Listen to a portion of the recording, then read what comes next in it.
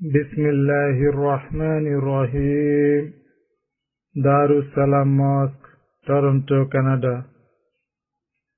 Monday after 15th Taraweeh, 15th of September 2008. Hijab at Namaz, Hijab in Mahram and Hijab in others. How a woman should stay in front of Mahram. The bayan is presented by Hazrat Maulana Mufti Saeed Ahmed Palanpuri Shahid Damad Barakatuhu. Alhamdulillah, nahmaduhu wa nasta'inuhu wa nastaghfiruhu wa nu'minu bihi wa natawakkalu alayhi. ونعوذ بالله من شرور أنفسنا ومن سيئات أعمالنا من يهده الله فلا مضل له ومن يضلله فلا هادي له وأشهد أن لا إله إلا الله وحده لا شريك له وأشهد أن سيدنا ومولانا وحبيبنا وشفيعنا محمدا عبده ورسوله أرسله إلى الناس كافة بشيرا ونذيرا وداعيا إلى الله بإذنه وسراجا منيرا صلى الله تعالى عليه وعلى آله وصحبه وبارك وسلم تسليما كثيرا كثيرا وبعد فأعوذ بالله من الشيطان الرجيم قل للمؤمنين يغضوا من أبصارهم ويحفظوا فروجهم ذلك أزكى لهم إن الله خبير بما يصنعون وقل للمؤمنات يغضضن من أبصارهن ويحفظن فروجهن ولا يبدين زينتهن إلا ما ظهر منها وليضربن بخمرهن على جيوبهن ولا يبدين زينتهن إلا لبعولتهن أو آباء بعولتهن أو أبنائهن أو أبناء بعولتهن أو إخوانهن أو بني إخوانهن أو بني أخواتهن أو نسائهن أو ما ملكت أيمانهن أو التابعين غير أولي الإربة من الرجال أو الطفل الذين لم يظهروا على عورات النساء ولا يضربن بأرجلهن ليعلم ما يخفين من زينتهن وتوبوا إلى الله جميعا أيها المؤمنون لعلكم تفلحون صدق الله مولانا العظيم.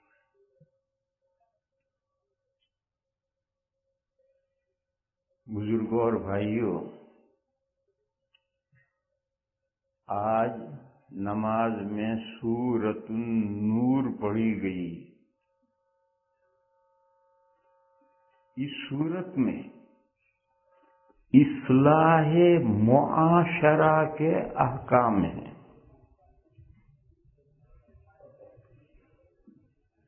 معاشرہ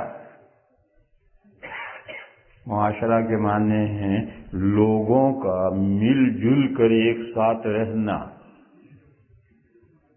سول لائف.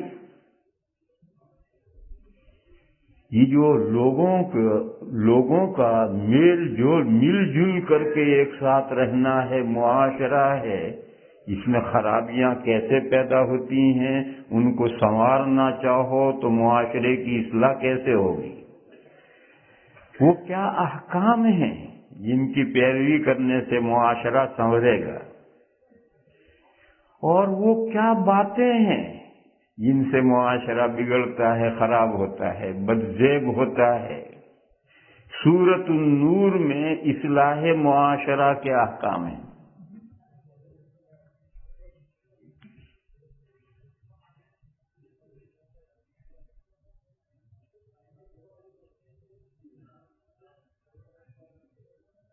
ان احکام میں سے ایک حکم یہ ہے کہ خواہ مرد ہو خواہ عورت ہو، نگاہ کی حفاظت کرے. ہر مرد کے لیے لازم ہے کہ وہ اپنی نگاہ کی حفاظت کرے، ہر عورت کے لیے لازم ہے کہ وہ اپنے نگاہ کی حفاظت کرے.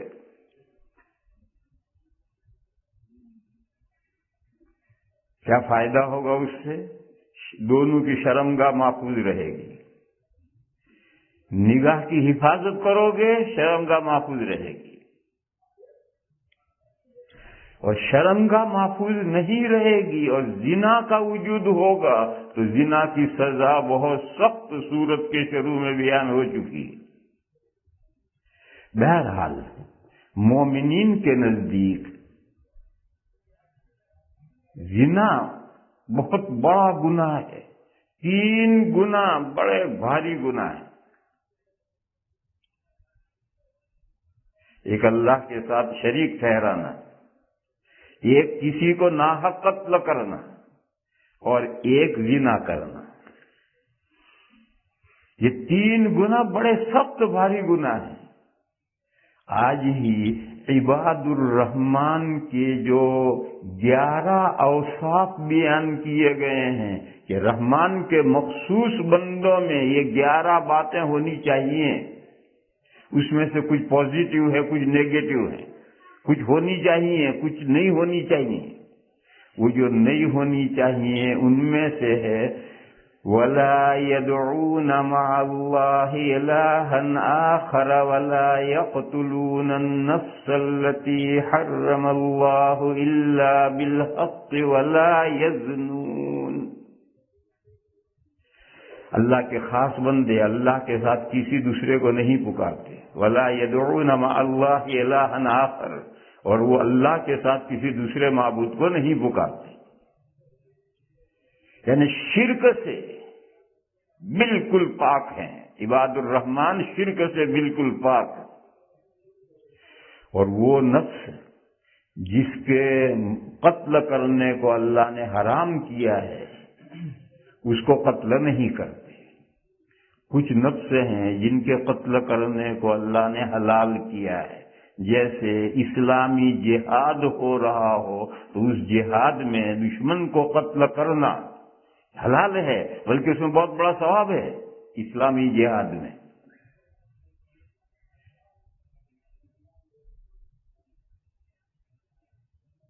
تو وہ نکل گئے. اب دوسرے جو انسان رہ گئے، کون رہ گئے؟ مسلمان رہ گئے.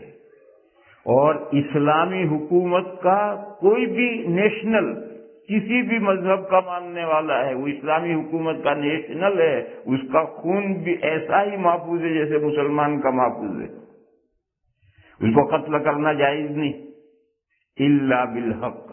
ہاں کچھ باتیں ایسی ہیں کہ ان کی وجہ سے ان کا قتل کرنا بھی جائز ہے. مثلا کسی نے جان بوجھ کر کسی کو قتل کیا تو قصاص میں قتل کرنا جائز ہے. یا شادی شدہ ہے اور زنا کیا تو سنسار کیا جائے گا، یہ قتل کرنا جائز ہے. یا مذہب اسلام میں آنا، اس پر کوئی زبردستی نہیں ہے، لا اکراہ فی الدین، لیکن مذہب اسلام میں سے نکلنا، اس پر سخت پابندی ہے، آنے پر کوئی زبردستی نہیں، جس کا جی چاہے آؤ، جس کا جی چاہے مت آؤ۔ لیکن جو مسلمان ہے اسلام میں آ گیا ہے، اب نکلنے پر پابندی ہے۔ کیوں؟ اس سے فتنہ پیدا ہوگا، ساری دنیا کے اندر وہ اسلام کو بدنام کرے گا جو مرتد ہوگا۔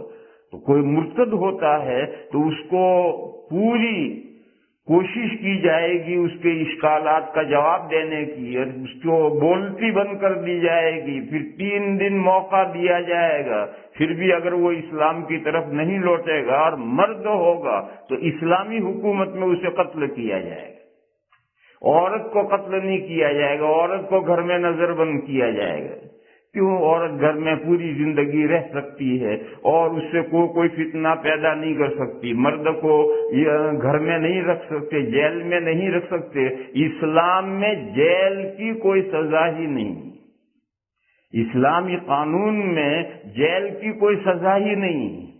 تو جیل میں رکھ نہیں سکتے، گھر میں بند نہیں رکھ سکتے، آدمی کو تو گھومنا پھرنا ہے، وہ ساری دنیا میں گھومے گا پھرے گا اور فتنہ پھیلائے گا۔ تو یہ چند حق ہیں، ان حق کی وجہ سے تو قتل کرتے ہیں، باقی جس نفس کو اللہ نے حرام کیا ہے اس کو قتل نہیں کرتے۔ کون؟ عباد الرحمن۔ اور تیسرا گناہ ولا یزنون، زنا نہیں کرتے۔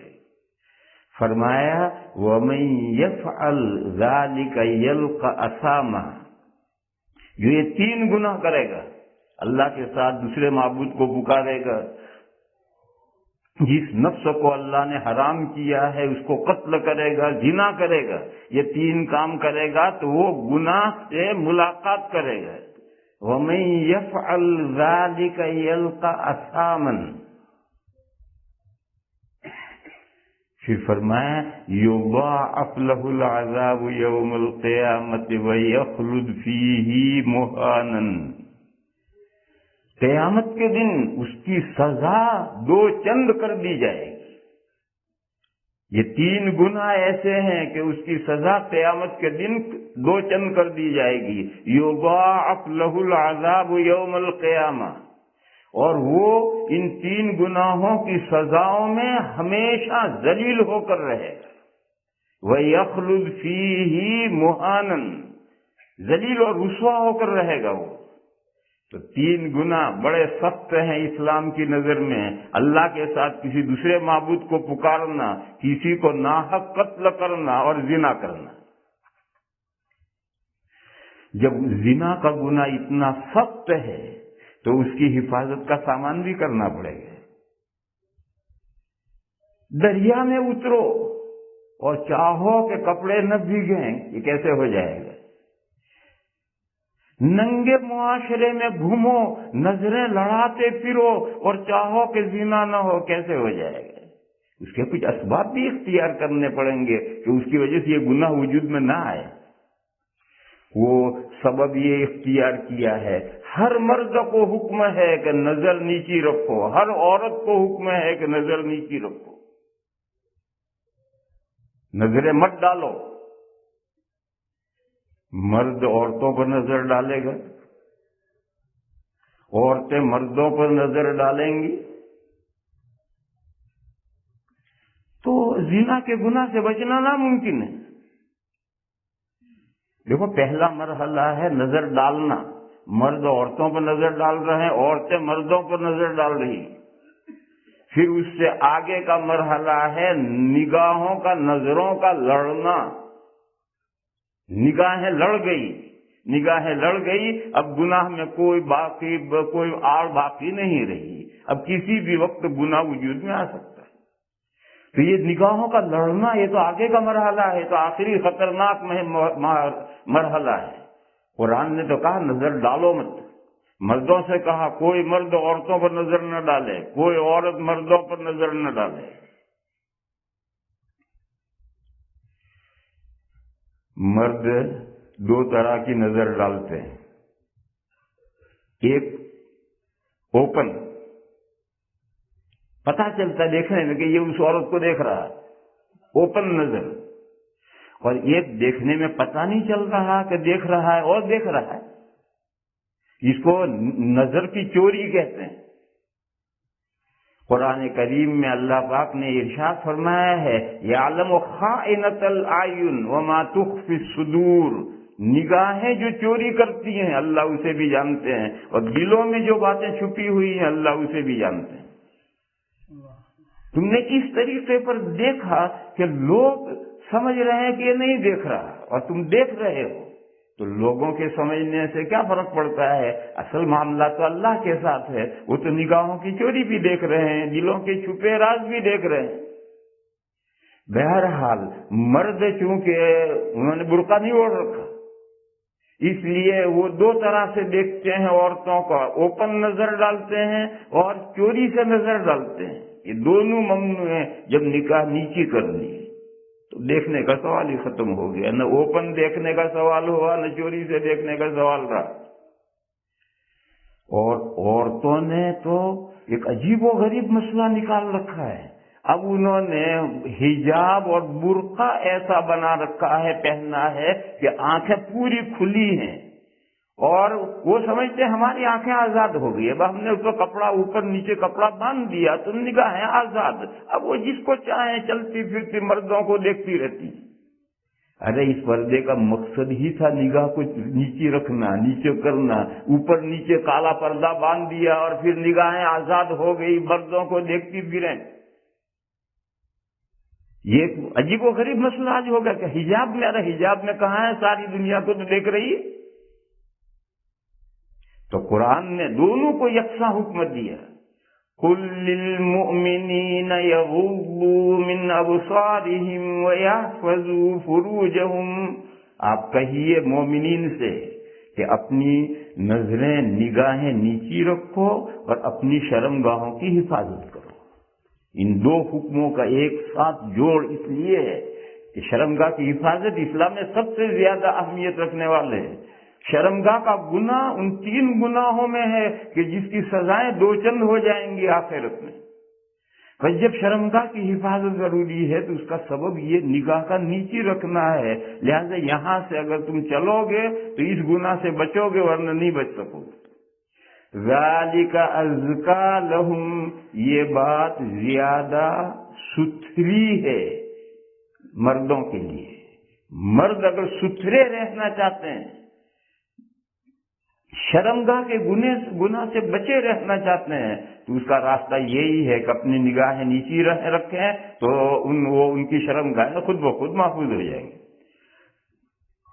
ان اللہ خبیر بما یصنعون، بے شک اللہ تعالی باخبر ہیں ان کاموں سے جو کام وہ کرتے ہیں۔ وہ میں نے بتایا کہ ایک تو اوپن نظر ڈالنا ہے، ایک چوری سے نظر ڈالنا ہے، نیچے دیکھ رہا ہے اور عورت کو بھی دیکھ رہا ہے، سڑک پر بھی دیکھ رہا ہے اور کھڑکی میں بھی دیکھ رہا ہے۔ یہ جو تمہاری حرکتیں ہیں یہ لوگوں سے چھپ سکتی ہیں لیکن اللہ سے نہیں چھپ سکتی۔ ان اللہ خبیر بما یصنعون، پھر ٹھیک یہی حکم عورتوں کو دیا، وَقُلْ لِلْمُؤْمِنَاتِ يَغْضُضْنَ مِنْ أَبْصَارِهِنَّ وَيَحْفَظْنَ فُرُوجَهُنَّ، اور آپ مومن عورتوں سے کہیے کہ وہ اپنی نگاہیں نیچی رکھیں اور اپنی شرمگاہ کی حفاظت کریں۔ وہی مضمون جو مردوں سے خطاب تھا وہی مضمون عورتوں سے خطاب ہے۔ مردوں کے لیے تو بس اتنی بات کافی ہے، لیکن عورتوں کے لیے اتنی بات کافی نہیں ہے، کچھ اور احکام بھی ہیں۔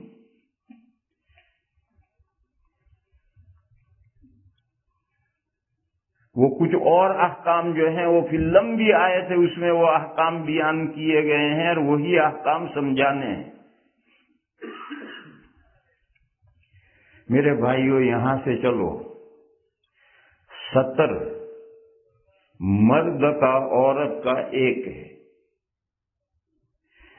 ناف سے لے کر گھٹنے کے نیچے تک یہ بدن چھپانے کا بدن ہے، 70 مانے چھپانے کا بدن ہے، اس کو کسی کے سامنے کھولنا جائز نہیں ہے بغیر ضرورت کے۔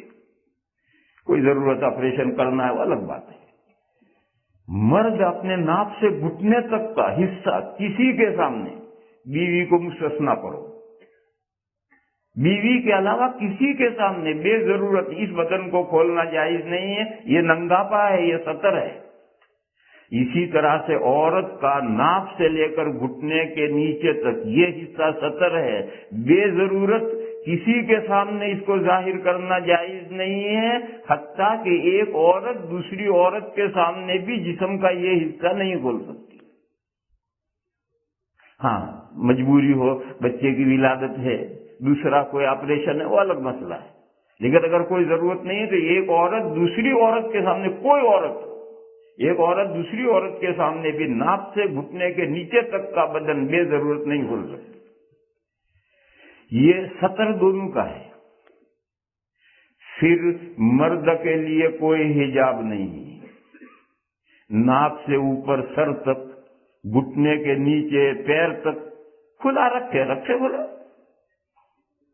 لیکن عورت کے لیے ستر کے علاوہ حجاب بھی ہے، اور اس کا حجاب 3 مرحلوں میں ہے۔ حجاب مانے پردہ، اتنا بدن، یہ تو ستر ہے تو جائز ہی نہیں کھولنا، اس کے علاوہ جو اوپر نیچے کا بدن ہے اس کو چھپانے کا نام حجاب ہے۔ یہ حجاب 3 مرحلوں میں۔ ایک مرحلہ ہے اللہ سے بندی کا حجاب، جب بندی نماز کے لیے کھڑی ہو۔ کوئی عورت جب نماز کے لیے کھڑی ہو تو اسے حجاب پہن کر نماز پڑھنی ہے، یہ اللہ کے ساتھ حجاب ہے۔ اس حجاب میں چہرہ، اتنا چہرہ جتنا وضو میں دھوتے ہیں، اور دونوں ہاتھ پہنچوں تک، اور دونوں پیر ٹخنوں سے نیچے، یہ نماز کے حجاب میں نہیں ہے۔ اگر کوئی عورت پیر میں سوکس پہن کر، ہاتھ میں دستانے پہن کر نماز پڑھے، سبحان اللہ، باقی ضروری نہیں، یہ 3 اعضاء نماز میں کھلے رہ سکتے ہیں، ٹخنے نہیں، ٹخنے چھپانے ضروری ہیں، اگر ٹخنے کھلے رہے نماز عورت کی نہیں ہوگی۔ ٹخنوں سے نیچے دونوں پیر، پہنچوں تک دونوں ہاتھ، ہتھیلیاں، اور جتنا چہرہ وضو میں دھویا جاتا ہے اتنا چہرہ۔ کان چھپانے ضروری ہیں، کان کھلے رکھ کر عورت نماز پڑھے گی نماز نہیں ہوگی۔ بس یہ 3 اعضاء مستثنا کر کے، ایکسپٹ کر کے، باقی پورا بدن اللہ کے ساتھ حجاب میں، یعنی جب عورت نماز پڑھے تو سارا بدن چھپا کر نماز پڑھنی ضروری ہے۔ یہ بندی کا اللہ کے ساتھ حجاب ہے۔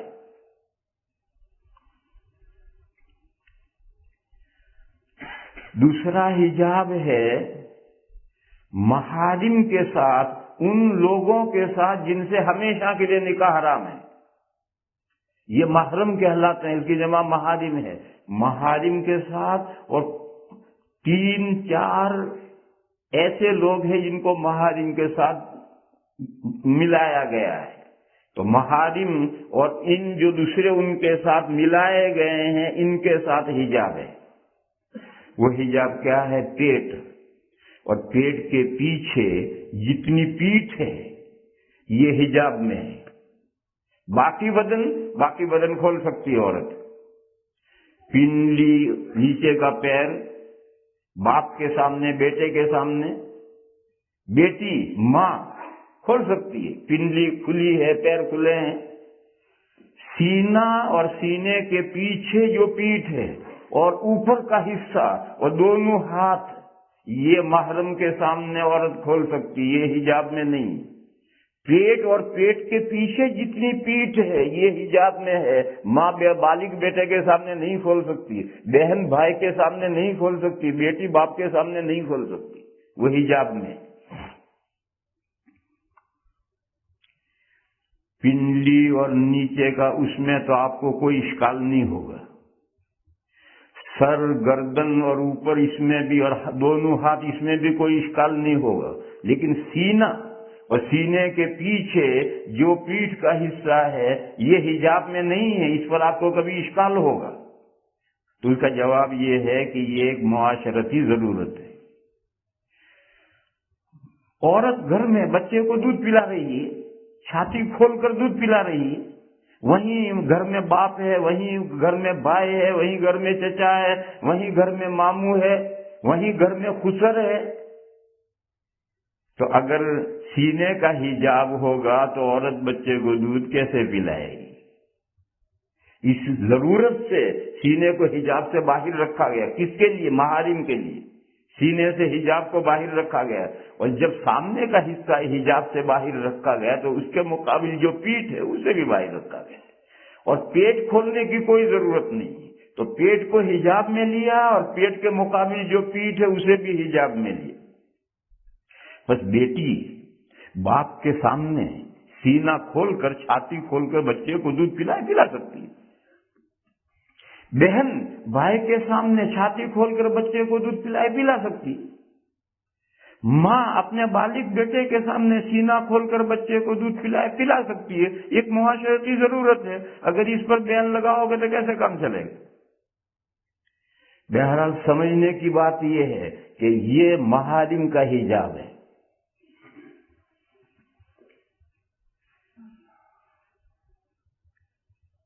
کہ پیٹ اور پیٹ کے مقابل پیٹھ اور نیچے گھٹنے کے نیچے تک یہ اپنے محارم کے سامنے بھی کھولنا جائز نہیں.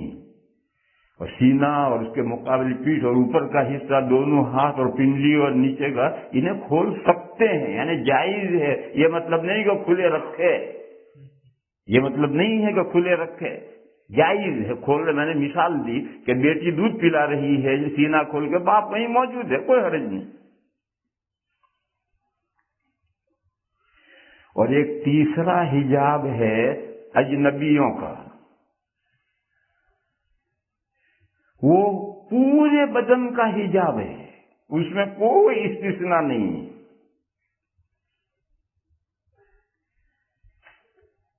ہاتھ، پاؤں، چہرہ سب کا حجاب ہے، بلکہ آواز کا بھی حجاب ہے.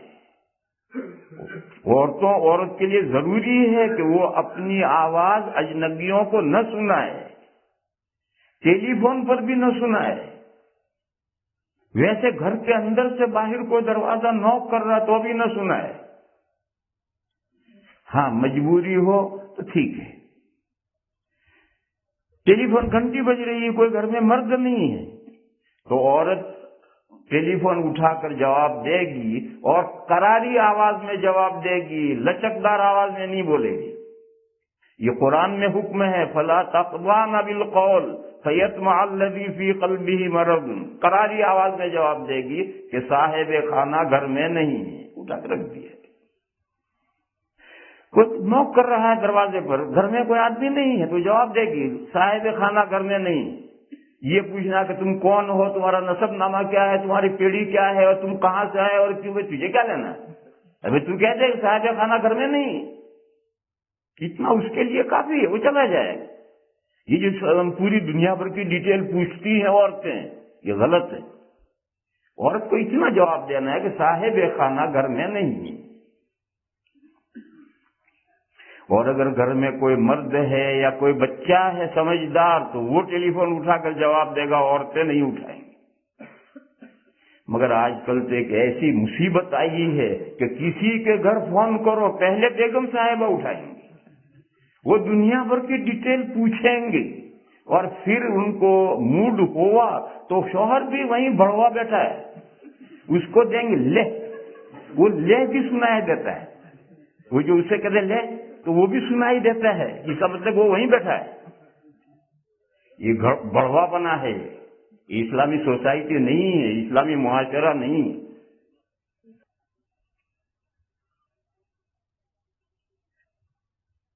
یہ جو تیسرا مرحلہ ہے حجاب کا، اس کی آیت سورہ احزاب میں ہے.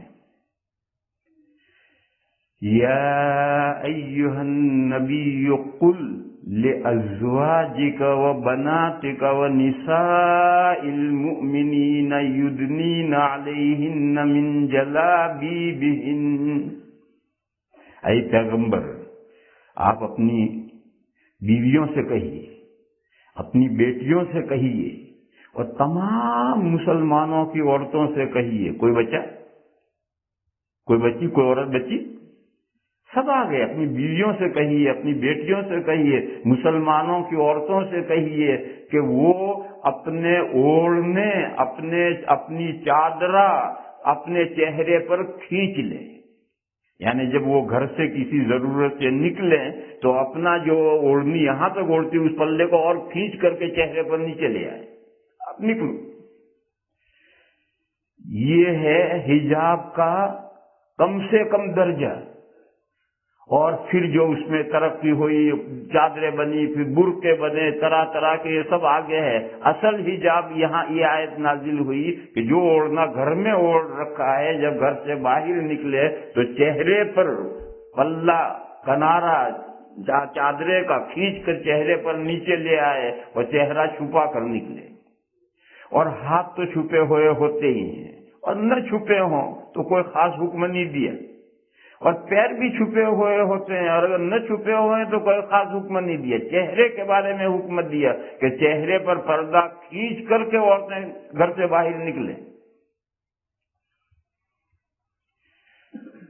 آدمی کا چہرہ مجمع المحاسن ہے، سارے جسم کی بیوٹی چہرے میں اکٹھا ہے، اور وہ 5 سورسز جن سے علم حاصل کیا جاتا ہے اور جو انسان کا کمال ہے، امتیاز ہیں، وہ سب چہرے میں جمع ہیں۔ آنکھیں چہرے میں ہیں، کان وہی ہیں، ناک وہی ہیں، چکھنا وہی ہیں، اور احساس کرنا سب سے زیادہ چہرے کی جو کھال ہے وہ احساس کرتی ہے۔ گرم ہوا، ٹھنڈی ہوا بھی احساس کر لے گی، بدن اتنا جلدی احساس نہیں کرے گا۔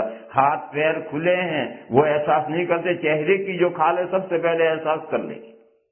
اور یہی 5 سورسز ہیں، دیکھنا، سننا، سونگھنا، چکھنا اور ٹٹولنا۔ اسی سے انسان سارا علم حاصل کرتا ہے، اور یہ پانچوں کے پانچوں سورسز چہرے میں اکٹھا ہے، اس لیے سارے جسم کی پوری بیوٹی چہرے میں آ جاتی ہے۔ اس لیے جب گھر سے نکلے گی تو ہاتھوں کو کچھ نہیں کہا، پیروں کے بارے میں کچھ نہیں کہا، چہرے کے بارے میں کہا کہ پلہ چہرے پر کھینچ کر کے چہرے کو چھپا کر نکلو۔ یہ اجنبیوں کے ساتھ حجاب کا حکم ہے، اور سورہ احزاب میں ہے، اس کی آیت وہاں ہے۔ یہاں جو آیت ہے، جو بہت لمبی آیت ہے، اس میں 2 حکم ہیں۔ ایک حکم ہے جائز ناجائز، اور ایک حکم ہے اولا غیر اولا، یعنی عورتوں کو اپنے محارم کے ساتھ، اور چند اور ہیں جو محرم جیسے شریعت نے ان کو قرار دیا ہے، ان کے ساتھ عورت کو کس طرح رہنا چاہیے، کون سا جسم کھولنا جائز ہے، کون سا کھولنا جائز نہیں ہے، اور کھولنا جائز ہونے کے باوجود اولا اور بہتر کیا ہے۔ لہٰذا اس آیت کا ترجمہ دیکھو، وَقُلْ لِلْمُؤْمِنَاتِ يَغْضُضْنَ مِنْ أَبْصَارِهِنَّ وَيَحْفَظْنَ فُرُوجَهُنَّ وَلَا يُبْدِينَ زِينَتَهُنَّ إِلَّا مَا ظَهَرَ مِنْهَا، اور نہ ظاہر کریں وہ اپنی زینت۔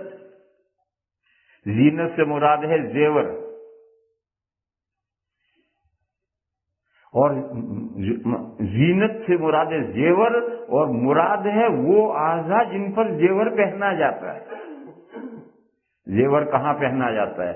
ہاتھوں میں، انگلیوں میں زیور پہنتی ہیں، یہاں کلائی میں پہنتی ہیں، بازو تک پہنتی ہیں، یہاں تک زیور پہنے جاتے ہیں دنیا میں مختلف، اور سینے پر زیور پہنا جاتا ہے، اور گلے میں پہنا جاتا ہے، ناک میں، کان میں پہنتے ہیں، سر میں زیور پہنتے ہیں، یہ سب پورا ہے۔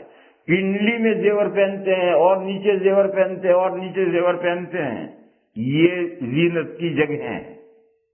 زینت سے مراد زیور ہے، اور آیت میں مراد زیور نہیں ہے، انگوٹھی ہے، اور کسی کو انگوٹھی دکھانا جائز نہیں، مراد زینت سے ہے، زینت کی جگہ یعنی زیور کی جگہیں مراد ہے۔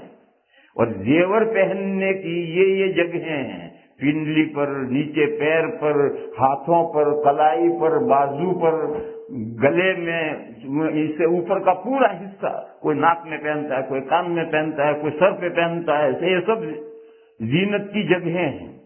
قرآن نے کہا اپنی زینت کی جگہیں مت ظاہر کرو، الا ما ظہر منہا، مگر وہ جو کھلی رہتی ہی ہیں ان جگہوں کو ہر وقت چھپائے رکھنا دشوار ہے۔ وہ کون ہے؟ چہرہ، ہتھیلیاں اور دونوں پیر۔ دونوں پیروں کا روایت میں ذکر نہیں آیا، چہرہ اور ہتھیلیوں کا ذکر آیا، مگر ہتھیلیوں کے حکموں میں دونوں پیروں کو لیا، کیونکہ ہر وقت دونوں پیر سوکس پہنے رکھنا، ہر وقت دونوں ہاتھ دستانے پہنے رکھنا، ہر وقت برقع اوڑھ کر نقاب ڈالے رکھنا گھر میں بہت مشکل ہے۔ تو کہا کہ اپنے جو محارم ہیں ان کا ذکر آگے آئے گا، آگے جو محارم کا ذکر آئے گا ان کے سامنے اگرچہ کھول سکتے ہیں زینت مگر نہ کھولیں۔ چہرہ، ہتھیلیاں اور پیر، بس اتنے ہی اعضاء باپ کے سامنے، بیٹے کے سامنے، بھائی کے سامنے، خسر کے سامنے، چچا کے سامنے، ماموں کے سامنے، بس اتنے ہی اعضاء کھلنے چاہیے، اگرچہ اس سے زائد کھول سکتے ہیں۔ میں نے بتایا کہ محارم کا پردہ یہ ہے، وہاں تک کا بدن کھل سکتا ہے، مگر کھل سکتا کا یہ مطلب نہیں ہے کہ کھولے رہیں، نہیں، کھولے رہیں۔ وہ اعضاء جو ہر وقت چھپانے میں دشواری ہے ان کو ایکسپٹ کیا کہ الا ما ظہر منہا۔ پھر یہ کہا کہ بعض جسم کے وہ حصے جو کپڑے کے اوپر سے جھلکتے ہیں، جیسے سینہ، اگر عورت دوشیزہ ہے، جوان ہے تو اس کی چھاتی جھلکے گی، تو مستقل حکم دیا کہ اوڑھنی سینے پر ڈالے رہو تاکہ سینے کا ابھار نہ جھلکے۔ فرمایا وَلَا يُبْدِينَ زِينَتَهُنَّ إِلَّا مَا ظَهَرَ مِنْهَا وَلْيَضْرِبْنَ بِخُمُورِهِنَّ عَلَى جُيُوبِهِنَّ، اپنی اوڑھنیاں اپنے گریبانوں پر ڈالے رکھے۔ معلوم ہوا کہ کچھ اعضاء وہ ہیں کہ جو کپڑے کے اوپر سے بھی نہیں جھلکنے چاہیے۔ اسی وجہ سے میں کہتا ہوں کہ آپ حضرات جو پتلون پہن کر نماز پڑھنے کے لیے آتے ہیں آدھے ننگے، دیکھو عورت نے کرتا پہن رکھا، اس کرتے پر سے چھاتی کا ابھار، قرآن نے کہا گریبان پر دوپٹہ ڈالے رہو تاکہ سینے کا ابھار ظاہر نہ ہو۔ معلوم ہوا کہ صرف کپڑا پہننا ہی کافی نہیں ہے، کپڑے پہننے کے ساتھ ننگاپے کا ابھار بھی محسوس نہیں ہونا چاہیے۔ وَلَا يُبْدِينَ زِينَتَهُنَّ إِلَّا مَا ظَهَرَ مِنْهَا، یعنی محارم کے ساتھ حجاب اور ہے جو میں نے سمجھایا ہے، مگر محارم کے ساتھ رہن سہن معاشرے میں جو رہیں گے تو صرف الا ما ظہر منہا کھلنے چاہیے، باقی محارم کے سامنے بھی چھپے رہنے چاہیے۔ وَلْيَضْرِبْنَ بِخُمُورِهِنَّ عَلَى جُيُوبِهِنَّ، اور چھپے ہی نہیں رہنے چاہیے، ان کا ابھار بھی نہیں محسوس ہونا چاہیے۔ اس آیت کا یہ مطلب ہے کہ صرف چھپے ہی نہیں رہنے چاہیے، جو ابھار ہے وہ ابھار بھی نہیں محسوس ہونا چاہیے۔ پھر یہ مضمون اثر نو پھر اٹھاتے ہیں، قرآن کریم کا ایک خاص اسلوب ہے، اور جگہ جگہ آپ غور کریں گے یستعجلونک بالعذاب، لوگ آپ سے عذاب کے بارے میں جلدی مچاتے ہیں، پھر اس کا قرآن ایک جواب دے گا، پھر اگلی آیت میں پھر آئے گا یستعجلونک بالعذاب، اور دوسرا جواب آئے گا۔ یہ کوئی دو الگ الگ سوال نہیں ہے، ایک سوال کے بارے میں دو باتیں کہنی ہیں تو پہلے وہ سوال لا کر پہلی بات کہی، پھر وہی سوال لا کر دوسری بات کہی۔ یہ قرآن کریم کا ایک خاص انداز ہے، اور بے شمار مثالیں ہیں قرآن میں۔ تو وہ جو بات کہی کہ وَلَا يُبْدِينَ زِينَتَهُنَّ الا ما ظہر منہا، یہ الا ما ظہر یہ ایکسیپشن ہے، استثناء ہے۔ آپ حضرات عربی نہیں جانتے، اگر عربی جانتے ہوتے تو بہت آسانی سے مسئلہ سمجھ سکتے کہ دو استثناء ایک ساتھ نہیں ہو سکتے، الا اور الا دو استثناء کیسے کریں گے؟ تو ایک استثناء کیا، پھر دوسرا استثناء کرنا ہے تو وہ ٹکڑا پھر دوبارہ لایا گیا، وَلَا يُبْدِينَ زِينَتَهُنَّ إِلَّا لِبُعُولَتِهِنَّ وَآبَائِهِنَّ دور تک گئی۔ اور یہ کہا کہ یہ جو پہلے حکم دیا ہے کہ عورتیں اپنی زینت ظاہر نہ کریں، چہرہ اور ہتھیلیاں اور پیروں کو مستثنا کر کے باقی زینت ظاہر نہ کریں، کن کے سامنے؟ شوہر کے سامنے، باپ کے سامنے، خسر کے سامنے، عورت کا اپنا بیٹا پہلے شوہر سے، اپنے شوہر کا بیٹا، بھائیوں کے سامنے، بھتیجوں کے سامنے، بھانجوں کے سامنے، یہاں تک تو محارم ایسن کہ ان کو ایکسیپشن کیا، ان کا ایکسیپشن کیا کہ ان کے سامنے ظاہر کر سکتے ہیں، اور عورتیں اپنی زینت ظاہر نہ کریں کسی کے سامنے مگر ان کے سامنے ظاہر کر سکتی ہیں۔ پھر چند اور ہیں جن کو محارم کے ساتھ ملایا گیا ہے، نسائہن، مسلمان عورت کے سامنے، اور قرآن کریم میں یہ مسئلہ دو جگہ پر آیا ہے کہ غیر مسلم عورت اجنبی مردوں کے حکم میں ہے، غیر مسلم عورت اجنبی مردوں کے حکم میں سے، اس سے پردہ واجب ہے۔ اور چند احکام قرآن میں ایسے ہیں کہ قرآن میں جو احکام ہیں وہ بہت اہمیت کے حامل ہوتے ہیں مگر مسلمان غفلت برتتے ہیں۔ انہی میں سے ایک، کسی کے گھر جائیں تو اجازت لیے بغیر گھر میں نہ دیکھنا، لوگ غفلت برتتے ہیں، بے تکلف ویسے ہی اجازت کے بغیر گھس جاتے ہیں، اور ہمارے ہندوستان میں وہ عورتیں تو اجازت کسی گھر میں جانے کے لیے لیتی ہی نہیں۔ تو یہ استیذان کا مسئلہ ہے، قرآن میں ہے مگر مسلمان غفلت برتتے ہیں۔ اسی طریقے سے غیر مسلم عورتوں سے پردہ، یہ قرآن کریم میں ہے مگر مسلمان عورتیں اس سے غفلت برتتی ہیں، بلکہ ہمارے یہاں گجرات میں تو مسلمان گھرانوں میں ہندو عورتیں کھانا ہی پکاتی ہیں، اتنے حکم سے غافل ہو گئے، حالانکہ غیر مسلم عورتوں سے پردہ ضروری ہے مسلمان عورتوں کا، اور یہ حکم قرآن میں ہے، اور دو جگہ ہے، ایک یہاں ہے، ایک سورہ احزاب میں ہے۔ نسائہن، ان کی عورتیں یعنی مسلمان عورتیں، مسلمان عورتیں بھی مستثنی ہیں، ان کے سامنے وہ زینت ظاہر کرنا چاہے کر سکتی ہیں، ناجائز نہیں ہے، کیونکہ ان کے حجاب میں یہ زینت کی جگہیں، زینت کے اعضاء داخل نہیں ہیں۔ او ما ملکت ایمانہن، پرانے زمانے میں غلام باندی تھے، تو مالکہ اپنے غلام باندی کے سامنے اپنی زینت کے جگہیں، زینت کی جگہیں وہی سینہ، وہاں بھی زیور پہنا جاتا ہے، اور اوپر گلا اور گلے سے اوپر ہاتھ، دونوں کلائیاں اور پیر پنڈلی تک، یہ زینت کی جو جگہیں، زیور کی جو جگہیں ہیں، یہ غلام باندیوں کے سامنے ظاہر کر سکتی یا نہیں؟ حضرت امام شافعی علیہ الرحمہ کی رائے ہے کہ یہ جو غلام ہیں وہ محارم کی طرح ہے، شیطانی اپنے غلام کے سامنے زینت کی جو جگہیں ہیں وہ اعضاء ظاہر کر سکتی ہے، کرنا تو نہیں چاہیے مگر کر سکتی ہے۔ مگر امام ابو حنیفہ علیہ الرحمہ فرماتے ہیں کہ ما ملکت ایمانہن سے صرف باندیاں مراد ہیں، غلام مراد نہیں۔ یہ پرانا قدیم اختلافی مسئلہ ہے، تو غلام باندی ہے ہی نہیں تو جھگڑا ہی ختم، لیکن پہلے جب غلام باندی تھے تو یہ اختلاف تھا۔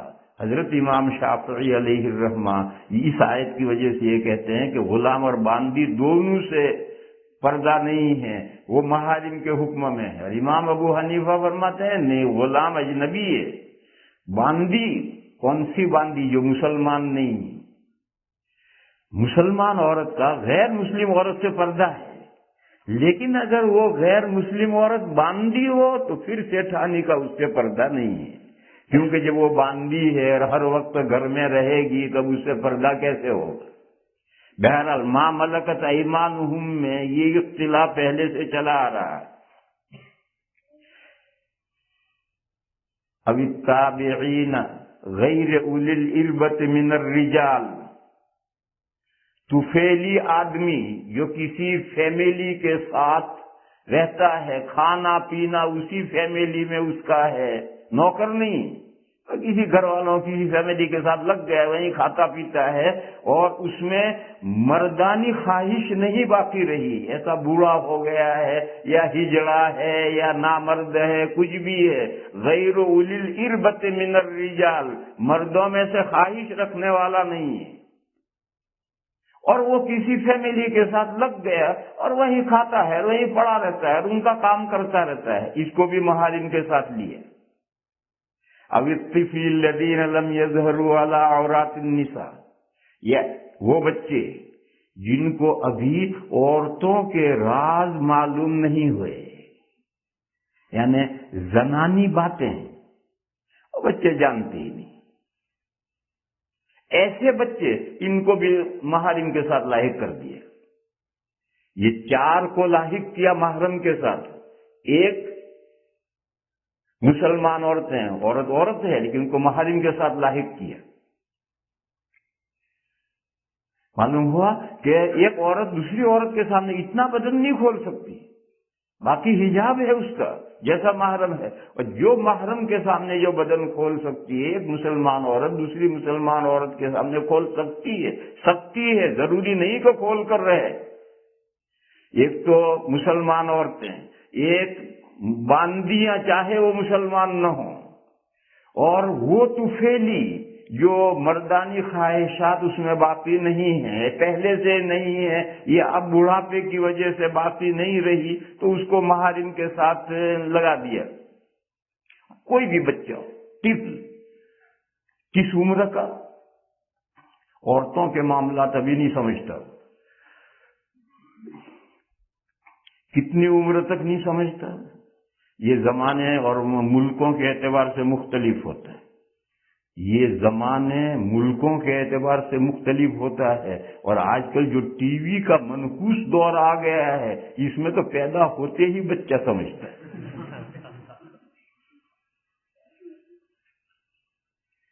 اور یہ تو تمہارا یورپ اور امریکہ ہے۔ میں نے دیوبند میں جب میں طالب علم تھا، ایک بچہ میرے خیال سے 3-4 سال کا بڑی مشکل سے ہوگا، وہ سڑک پر گا رہا ہے، ہمیں تو لوٹ لیا مل کے حسن والوں نے۔ میں نے اس سے کہا تیرے پاس تھا کیا جو لوٹ لیا؟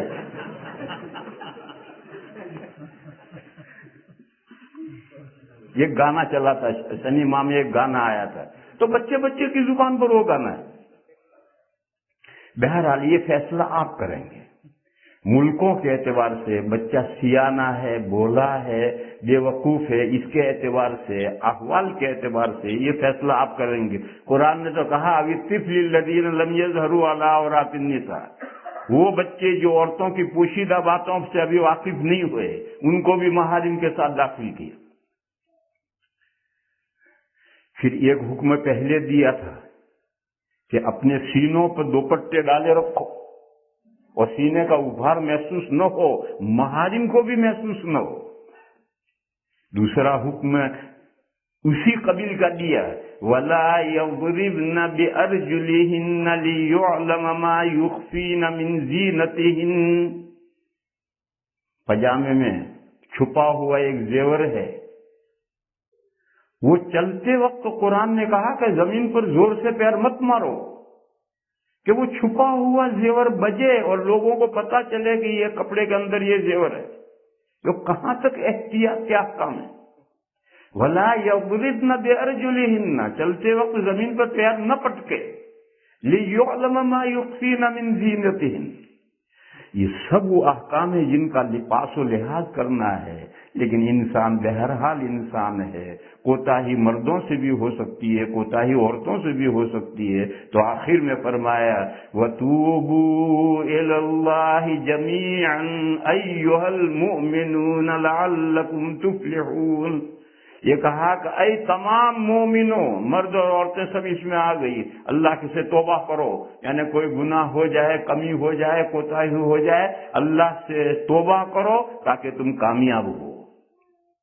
یہ پوری آیت پاک کا صرف ترجمہ ہے، اور بتلانا یہ ہے کہ یہ آیت حجاب کی نہیں ہے، حجاب کی آیت سورہ احزاب میں ہے۔ یہ آیت تو معاشرے میں عورتوں کو اپنے محارم کے ساتھ کیسے رہنا ہے، بس اس آیت کا مفہوم یہ ہے، اپنے محارم اور 4 محرم جیسے ہیں جن کو محارم کے ساتھ لاحق کیا ہے، ان لوگوں کے ساتھ مسلمان عورتوں کو معاشرے میں کس طرح رہنا چاہیے، یہ مسائل یہاں ہے۔ اجنبیوں کے حجاب کا ذکر اس آیت کریمہ میں نہیں ہے۔ وآخر دعوانا ان الحمدللہ۔